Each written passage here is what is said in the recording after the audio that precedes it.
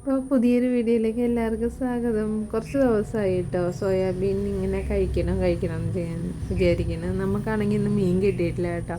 അപ്പോൾ ഉണ്ട് ഞാനാണെങ്കിൽ പെട്ടെന്ന് അരിയൊക്കെ അടുപ്പത്തിട്ട് കേട്ടോ. കുഞ്ഞുങ്ങളൊക്കെ ഉണ്ണിപ്പെണ്ണാണെങ്കിൽ ഉറങ്ങുമായിരുന്നു കേട്ടോ. അപ്പം ഞാൻ പെട്ടെന്ന് ജോലിയൊക്കെ ഒതുക്കാമല്ലോ എന്ന് വെച്ചിട്ട് അരിയൊക്കെ അടുപ്പത്തിട്ട് കേട്ടോ.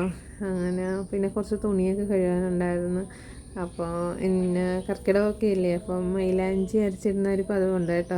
എനിക്ക് നേരത്തെ ഇങ്ങനത്തെ പതിവൊന്നും ഇല്ല, തൃശ്ശൂർ നിന്നിട്ടുള്ള ശീലമാണ് കേട്ടോ. അപ്പം ഞാൻ വിചാരിച്ച് ചോറും കറിയൊക്കെ വെച്ച് ജോലിയെല്ലാം ഒതുക്കി കുഞ്ഞുങ്ങളൊക്കെ ഉറങ്ങണ നേരം ഉണ്ടെങ്കിൽ നമുക്കത് അരച്ചിടാമല്ലോ. എനിക്ക് ഭയങ്കര ഇഷ്ടമാണ്. അപ്പോൾ കർക്കിടക മൈലാഞ്ചി വേറൊരു വീഡിയോ ആയിട്ട് ചെയ്യാം കേട്ടോ. അപ്പോൾ ഞാൻ അരിയൊക്കെ കഴുകി അടുപ്പത്തിടുകയാണ്.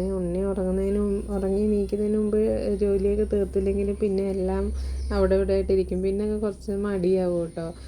എന്താണെന്ന് വെച്ചാൽ പാലൊക്കെ കൊടുക്കാനായിട്ട് അവൾ വാശി പിടിക്കുമ്പോൾ പിന്നെ അങ്ങ് അവിടെ കിടന്നു കഴിഞ്ഞാൽ പിന്നെ എണീക്കാനൊന്നും തോന്നില്ല. പിന്നെ അങ്ങ് ജോലിയെല്ലാം അവിടെ അങ്ങനെ ഇഴഞ്ഞിഴഞ്ഞാവും. ഇതാകുമ്പോൾ പിന്നെ ഉറങ്ങുന്ന നേരത്ത് പെട്ടെന്നെല്ലാം ചെയ്ത് വെച്ച് കഴിഞ്ഞാൽ പിന്നെ അവരോടെ ഇരിക്കുമ്പോൾ നമുക്കൊരു ടെൻഷൻ ഉണ്ടായില്ല. അത് എൻ്റെ കാര്യമാണ് കേട്ടോ ഈ പറയണത്. എന്ന് വെച്ചാൽ അയ്യോ അത് ചെയ്തില്ല ഇത് ചെയ്തില്ലല്ലോ ഒന്നും ഒരു ഇതില്ലല്ലോ, എല്ലാം കഴിഞ്ഞിട്ട് ഫ്രീ ആയിട്ടിരിക്കാമല്ലോ എന്നും കൂടി കരുതിയിട്ടാ. പിന്നെ കുടിക്കാനുള്ള വെള്ളമൊക്കെ ഒരടുപ്പിൽ തിളപ്പിക്കുന്നുണ്ട് കേട്ടോ. പിന്നെ നമുക്കിത് മീൻ കിട്ടില്ല. അപ്പോൾ ഇന്നത്തെ സ്പെഷ്യൽ നമുക്ക് സോയാബീനാണ് കേട്ടോ. എനിക്ക് പണ്ടൊന്നും തീരെ ഇഷ്ടമില്ലാത്തതും കല്യാണത്തിന് മുമ്പൊന്നും എൻ്റെ വീട്ടിലങ്ങനെ വാങ്ങാത്തതും വെക്കാത്തതുമായ ഒരു സംഭവമാണ് കേട്ടോ അത്.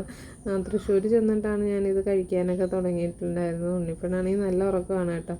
ഉണരുന്നതിന് മുമ്പ് ഇതെല്ലാം ചെയ്ത് തീർക്കണം. അപ്പോൾ ഞാൻ എങ്ങനെയാണ് ഇത് റെഡിയാക്കുന്നതെന്ന് കാണിച്ചു തരാം. ഞാൻ ആദ്യമേ സോയാബീന് ഇങ്ങനെ തിളച്ച വെള്ളത്തിലിട്ട് ഇങ്ങനെ എടുക്കും കേട്ടോ. നമുക്കിങ്ങനെ വലിപ്പമുള്ള സോയാബീനാണ് കേട്ടോ കിട്ടുന്നത്. അപ്പോൾ അതിൻ്റെ ചൂടൊക്കെ ഒന്ന് മാറിയതിന് ശേഷം ഇങ്ങനെ കുക്കറിൽ നിന്ന് വെള്ളം പിഴിഞ്ഞെടുക്കുക കേട്ടോ. ഞാനിതിപ്പം കട്ട് ചെയ്തിട്ടാണ് കേട്ടോ കുക്കറിൽ വേവിക്കുന്നത്. ഇതിപ്പോൾ രണ്ടായിട്ടാണ് കട്ട് ചെയ്തേക്കുന്നത്. നല്ലോണം ചെറുതാക്കി അത്രയും ടേസ്റ്റ് എനിക്ക് തോന്നാറുണ്ട് കേട്ടോ. ഇപ്പം ഇച്ചിരി അധികം സോയാബീൻ ഉള്ളതുകൊണ്ട് ഞാൻ രണ്ടായിട്ടാണ് കേട്ടോ കട്ട് ചെയ്ത് വേവിച്ചെടുത്തിരിക്കുന്നത്. അപ്പോൾ ഒന്ന് ചൂടാറിയതിന് ശേഷം ഇങ്ങനെ വെള്ളം മാറുന്ന പിഴിഞ്ഞെടുക്കുക കേട്ടോ. സോയാബീൻ പിന്നെ വേണമെങ്കിൽ കുറച്ചും കൂടി വലിപ്പം കുറയ്ക്കണമെന്നുണ്ടെങ്കിൽ കുറച്ചും കൂടി വലിപ്പം കുറച്ച് കട്ട് ചെയ്യാം കേട്ടോ. അപ്പോൾ ഞാനിവിടെ രണ്ടായിട്ട് കട്ട് ചെയ്തിട്ടുള്ളൂ. വെച്ചാൽ അധികം സോയാബീൻ ഉള്ളതുകൊണ്ടാണ് കേട്ടോ. കുറച്ചും കൂടി വലിപ്പം കുറച്ച് കട്ട് ചെയ്ത് അത്രയും ടേസ്റ്റ് ഉണ്ടാവും. മസാലകൾ കുറച്ചും കൂടി നല്ലോണം ഉള്ളിലോട്ട് പിടിക്കുകയും ചെയ്യും കേട്ടോ. അതിന് വേണ്ടിയിട്ടാണ് ഇങ്ങനെ ചെയ്യുന്നത് കേട്ടോ.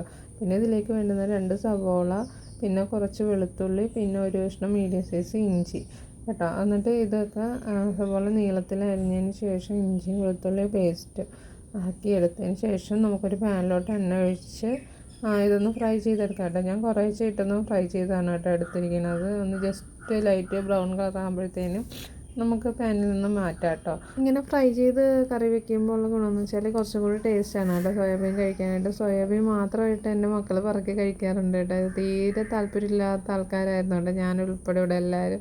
ഇങ്ങനെ ഒന്ന് ട്രൈ ചെയ്ത് നോക്കിയപ്പോൾ എല്ലാവർക്കും ഇഷ്ടമായി കേട്ടോ. അപ്പം നമുക്ക് സവോള അടുത്തൊരു പാനിലോട്ട് വഴറ്റി കൊടുക്കാം. ഇതിലേക്ക് 2 പച്ചമുളകും പിന്നെ നമ്മൾ ഇഞ്ചി വെളുത്തുള്ളി പേസ്റ്റും കൂടി ചേർത്ത് നല്ലോണം മിക്സ് ചെയ്യാം കേട്ടോ. പിന്നെ ഇതിലേക്ക് വേണ്ടുന്ന മസാല എന്ന് പറയുന്നത് 2 സ്പൂൺ മുളക് പൊടി, ആവശ്യത്തിന് മല്ലിപ്പൊടി, പിന്നെ കുറച്ച് മഞ്ഞൾപ്പൊടി, പിന്നെ ആവശ്യത്തിനുള്ള ഗരം മസാല അല്ലെങ്കിൽ ചിക്കൻ മസാല ചേർത്ത് കൊടുക്കുക. എന്നിട്ടൊന്ന് പച്ചക്കുത്ത് മാറുന്ന വരെ നല്ലോണം വഴറ്റുക.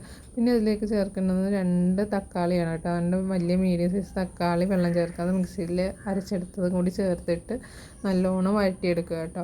അതിന് ശേഷം നമ്മൾ ഫ്രൈ ചെയ്ത് വെച്ചേക്കുന്ന സോയാബീനകത്ത് ചേർത്ത് നല്ലോണം മിക്സ് ചെയ്ത് കൊടുക്കുക കേട്ടോ. പിന്നെ ഈ മസാലയെല്ലാം ഇതിനകത്തോട്ട് പിടിക്കാൻ വേണ്ടിയിട്ട് കുറച്ചും കൂടി വെള്ളം കൂടി ചേർത്തിട്ട് ഞാൻ ചെയ്യുന്നതെന്ന് വെച്ചാൽ കുക്കറിൽ വെച്ചൊന്ന് ഒരു വിസിൽ അടുപ്പിച്ചെടുക്കും കേട്ടോ. അപ്പോൾ നമ്മൾ ഈ വറ്റുന്ന നേരം കൊണ്ട് അത് വെന്ത് കിട്ടാറുണ്ട് കേട്ടോ. അപ്പോൾ പിന്നെ നമുക്കൊരു പാനിലോട്ട് കടുക് വറുത്തിട്ട് ഈ വേവിച്ച് വെച്ചേക്കുന്നത് അതിനകത്തോട്ട് ചേർത്ത് മിക്സ് ചെയ്തെടുക്കുക കേട്ടോ. അപ്പോൾ നമ്മൾ ടേസ്റ്റി ആയിട്ടുള്ള സോയാബീൻ കറി ഇവിടെ റെഡി ആയിട്ടുണ്ട്. അപ്പോൾ സോയാബീൻ ഇഷ്ടമില്ലാത്ത കുഞ്ഞുങ്ങളും വലിയവരൊക്കെ ഉണ്ടെങ്കിൽ ഇങ്ങനെ ഈ രീതിയിൽ ട്രൈ ചെയ്ത് നോക്കുക കേട്ടോ. അപ്പോൾ അടുത്തൊരു വീഡിയോ ആയിട്ട് കാണുന്നവരായിരിക്കും. ടാറ്റാ.